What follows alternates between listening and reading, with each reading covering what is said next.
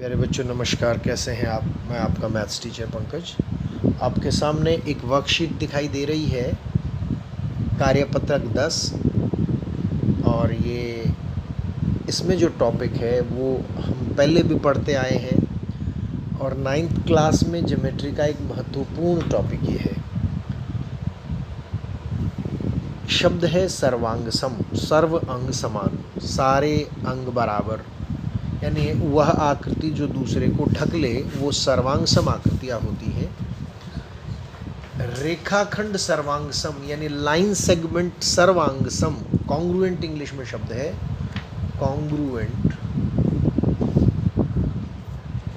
यानी जब एक रेखाखंड की लंबाई दूसरे रेखाखंड की लंबाई के बराबर हो और वो उसको ढक ले तो हम कहेंगे रेखाखंड सर्वांग सम है। ऐसा ही कोणों के मामले में भी है। कोण जब एक दूसरे की माप के बराबर हो जाए, जैसे कि लिखा हुआ ये 57 डिग्री है, ये भी 57 डिग्री है, तो ये दोनों एक दूसरे को ढक लेंगे तो हम कहेंगे कि कोण सर्वांग सम हो गए। अब देखिए, दो त्रिभुज कब सर्वांग सम होती हैं, आपके सामने एक चित्र द्वारा स्पष्ट करता हूँ। यह एक त्रिभुज है, इसका नाम ABC है, और एक त्रिभुज है हमारे पास LMN। यह इसको उठाकर इस पर रखें तो आकार प्रकार से कब एक दूसरे को बिल्कुल ढक लेगी। ये सर्वांग समता का निशान है। ये सर्वांग सम त्रिभुजें हैं, बराबर का निशान लगाया और उस पर एक लहरदार वक्र खींच दिया तो ये सर्वांग सम का निशान है। कब इसको ढक लेगी, जब AB उठ के आ जाए, ये AB, और वो LM के ऊपर पूरा ढक ले, ये इसको यहाँ से यहाँ तक ढक ले। AC को ढक ले LN, और BC ये जो है ये इस MN को, इस लंबाई को ढक ले। साथ ही साथ कोणों का भी महत्व है। एंगल A L को ढक ले, B M को ढक ले एंगल M को, और C N को ढक ले। आप समझें कि त्रिभुज में 6 घटक यानी अवयव यानी एलिमेंट होते हैं, 3 भुजाएं होती हैं और 3 कोण होते हैं। कैसे? अगर तीनों भुजाएं और 3 कोण एक त्रिभुज की दूसरी त्रिभुज की तीनों भुजाएं और 3 कोणों को बराबर कर लेंगे तो हम कहेंगे कि त्रिभुजें सर्वांग सम है। लेकिन गणित तो बहुत सारी चीज़ें गणित में हमारे करने पर भी आधारित है। हमने क्या करके देखा कि 6 के 6 अवयवों को चेक करने की ज़रूरत नहीं है। एक बच्चे ने ऐसे करके देखा कि एक त्रिभुज ABC है जिसकी भुजाएं 3 सेंटीमीटर, 4 सेंटीमीटर और 5 सेंटीमीटर है। उसने एक त्रिभुज ऐसे 3, 4 और 5 बिल्कुल ऐसी बनाई, नाम रखा LMN, और उसने कोण को नहीं जांचा लेकिन फिट करता चला गया। ये भुजा इस पे फिट कर दी, ये इस पर रख दी, और कोण को नहीं जांचा। तो क्या कोण छोटे बड़े होंगे? तब नहीं। अगर 3 भुजाएं भी सेम हैं, एक दूसरे को ढक रही हैं, तो कोणों को जांचने की जरूरत नहीं है। SSS भुजा द्वारा ये नियम है तो 6 घटक, लेकिन अगर 3 चीज़ें भी बराबर हो गई, तीनों भुजाएं दूसरी त्रिभुज की तीनों भुजाओं को ढक रही हैं, तो फिर कोण चेक करने की जरूरत नहीं है। केवल 3 भागों को बराबर करने के सिद्ध करना भी पर्याप्त होता है, सिर्फ 3 भाग कोई भी। तो पहली जो सर्वांग समता है वो है SSS। सिर्फ 3 संगत भुजाएं बराबर होने से कोण चेक करने की जरूरत नहीं रहती। फिर है SAS, अगर साइड एंगल साइड, समझो 2 त्रिभुज हैं, ये साइड इसको ढक रही है, बीच का इंक्लूडिंग एंगल अंतर्गत कोण मान लिया ये 70 डिग्री है, ये भी 70 डिग्री है, और ये भुजा इसको ढक रही है, तो साइड एंगल साइड।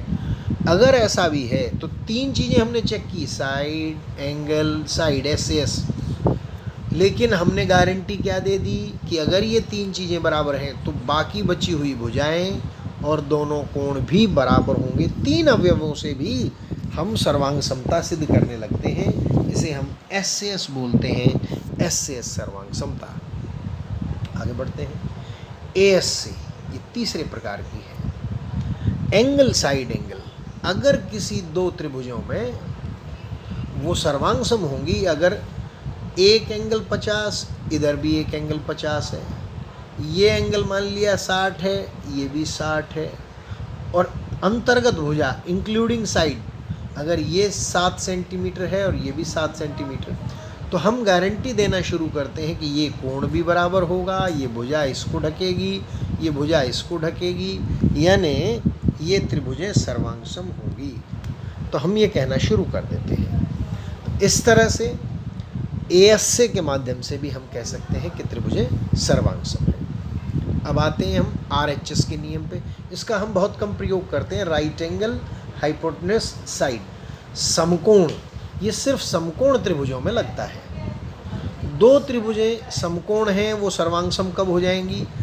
अगर उनका कर्ण बराबर हो। कर्ण होता है सबसे लंबी भुजा जो 90 डिग्री के बिल्कुल सामने पड़ती है, अगर वो बराबर हो और कोई एक साइड बराबर हो तो आरएचएस, समकोण right angle hypotenuse side, RHS द्वारा भी 3 चीज़ें ही बराबर होने से हम दोनों त्रिभुजों को सर्वांग सम कह पाते हैं। तो ये 4 संग सर्वांग समताएं हैं आपके सिलेबस में, 1, 2, 3 और 4।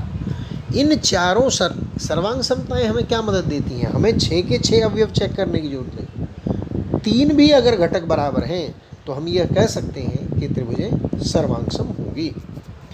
अब देखिएगा, इसे स्क्रॉल अप करते हैं। सर्वांग सम त्रिभुजों के जोड़े के नाम लिखिए। नाम लिखना ही सबसे महत्वपूर्ण है। इसे देखें जरा, इसे थोड़ा सा मैं और थोड़ा बड़ा कर लें इसको। ये देखिए, हाँ, अब सारी बातें इससे स्पष्ट होंगी। एसी भुजा पी आर के बराबर है। एक भुजा 3 इस 3 के बराबर है और ये 5 5 के बराबर है। यानी एस एस एस साइड, हमने एंगल चेक ही नहीं किए। एस एस एस सर्वांग समता द्वारा त्रिभुजें सर्वांग सम है। नाम पूछ रहा है आपकी त्रिभुज के नाम। कुछ बच्चे क्या करते हैं, त्रिभुज ए बी सी सर्वांग सम है, त्रिभुज, ये ध्यान नहीं करते। अब ध्यान करना पड़ेगा। ए बी भुजा किसके बराबर है? पी आर के बराबर है। नहीं, ए बी भुजा, देखिए हमसे भी यही मिस्टेक हुई। ए बी सी त्रिभुज सर्वांग सम है, त्रिभुज का निशान बनाया, त्रिभुज ए बी किसके बराबर है? पी क्यू के। तो P Q R, P Q R के, ये ध्यान करना है। बी सी किसके बराबर था? क्यू आर के बराबर था। ए सी किसके बराबर था? पी आर के बराबर था। तो नाम का जरूर ध्यान रखें। अब इधर आए। त्रिभुज एल एन एम सर्वांग सम है, ये निशान सर्वांग समता का। डी ई, और ये क्या नाम दिया हुआ है इसका, थोड़ा सा छोटा करें इसको, ये छोटा करें। डी ई एफ के, ये सर्वांग सम है इसके। डी, त्रिभुज डी ई एफ के सर्वांग सम है। क्यों? दिख रहा है S A S, side angle side, S से एस सर्वांग समता द्वारा त्रिभुजें सर्वांग सम है। क्यों है? क्योंकि 2 साइड्स के बीच का एंगल और दोनों साइड्स बराबर हैं। तो बाकी चीज़ें चेक कर, नाम रखेंगे। एल एन एम, त्रिभुज एल एन एम सर्वांग सम है त्रिभुज, नाम रखने में ध्यान करें। एल एन साइड किसके बराबर है? डी ई के, डी ई, और अब जो रह गया वो लिख दें एफ। अब आप सारी चीज़ें चेक कर लें। एन एम थी, वो ई एफ के बराबर थी, ये आ रही है। बीच का एंगल एन था, तो ये एंगल ई के बराबर आ गया। यानी हम नाम रखने में थोड़ा ध्यान करें।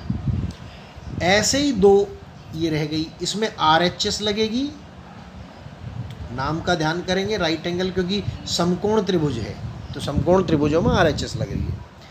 और इसमें 2 कोण दिखा रखे हैं और एक साइड दे रखी है 2 कोण, तो इसमें AS से सर्वांग समता द्वारा त्रिभुजे सर्वांग सम है, नाम लिख लेंगे उनके।